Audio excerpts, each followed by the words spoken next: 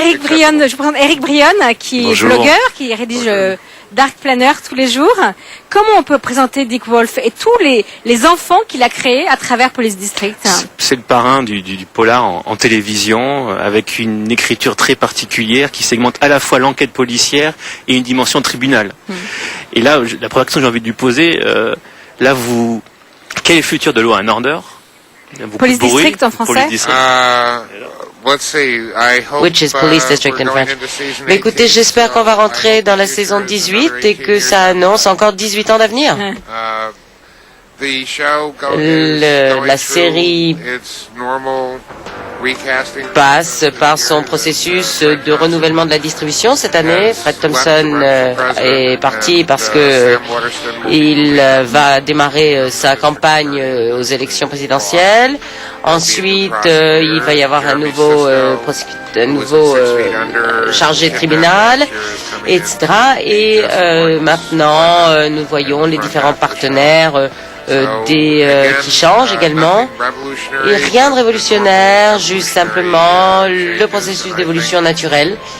Et très sérieusement, je dois dire que le fait que Sam devienne District Attorney, c'est tout à fait naturel et que ça positionne la série de façon extrêmement intéressante et qu'on va peut-être même atteindre le record de Gunsmoke et que ça devienne la série ayant vécu la plus longue vie à la télé. La série télé. Saved. Non, j'irai pas aussi loin que ça quand même. Faut pas trop pousser. J'espère que cela reste stable en France et que les gens également accueilleront avec plaisir cette série et son renouvellement et qu'on continue à augmenter l'audimat. La Bible de Police District, c'est quoi? Est-ce qu'il y a des règles fondamentales qui n'ont pas changé depuis le début, ou vous avez fait comme évoluer avec l'actualité, avec ce qui se passe dans la société, ce qui se passe aux États-Unis? Vous savez, quand la série a été vendue à NBC il y a 19 ans maintenant, Brandon Tordokoff m'a demandé quelle est la Bible derrière la série et j'ai dit, en fait, c'est la une du New York Post, qui est certainement le quotidien le plus populaire aux États-Unis. Et leur une la plus fameuse était corps sans tête trouvé dans un bar topless.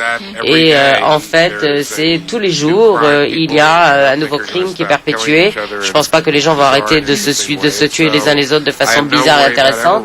Donc je ne m'inquiète absolument jamais de la perte d'inspiration. Et je pense que la règle principale, c'est vraiment de dire qu'il s'agit du crime et non pas de la vie personnelle des membres de la distribution. Vous êtes si proche de la réalité, c'est presque du journalisme parfois.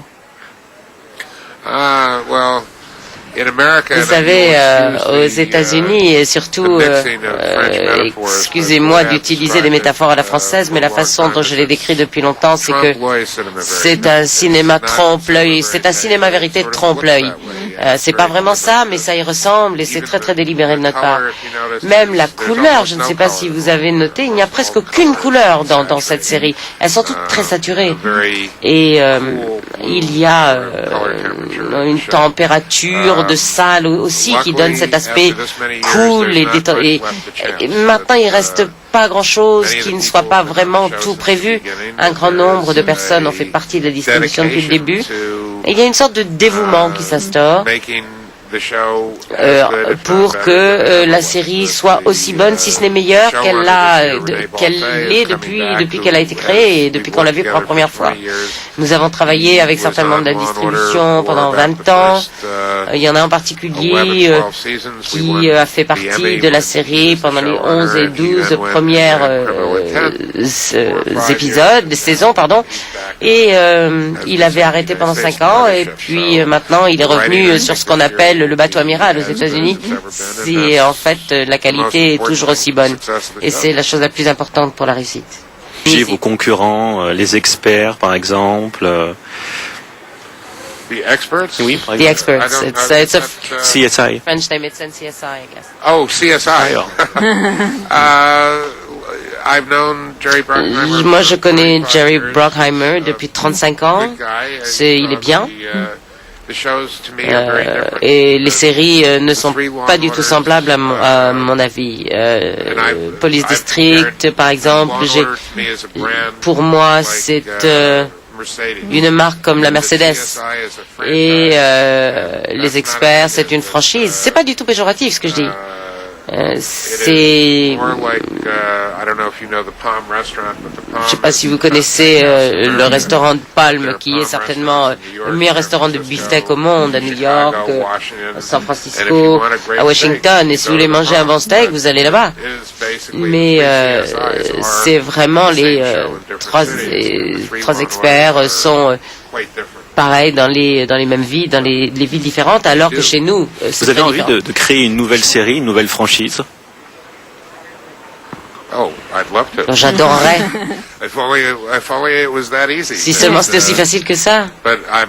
Mais l'entreprise aujourd'hui travaille sur un grand nombre de projets et Enterrer mon cœur, par exemple, c'était vraiment une série importante et il y en a d'autres qui ressemblent en préparation.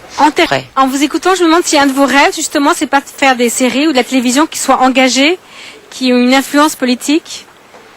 C'est quelque chose sur lequel, voilà, vous aimeriez faire cela? Non. Franchement, je pense qu'il y a, vous savez, une vieille expression à Hollywood, si vous voulez envoyer un message, utilisez Western Union, c'est-à-dire les télégrammes. Mais je n'ai pas moi-même un ordre du jour politique personnel. Je pense que les partis qui sont les plus à même de déclencher des réflexions vous démontrent bien que rien n'est blanc et noir. Il n'y a que des zones de gris. Et d'ailleurs, les personnages les plus intéressants, le personnage le plus intéressant était Senator Goss dans Wounded Knee, qui était joué par Aidan Quinn. Mais c'était peut-être pas aussi génial que cela pour les Peaux-Rouges, mais franchement, il croyait sincèrement à ce qu'il faisait et pensait qu'il était irréprochable et que ça allait les aider. Donc vraiment, les choses ne sont jamais noir et blanc. Ce monsieur n'a jamais voulu détruire, il a voulu aider.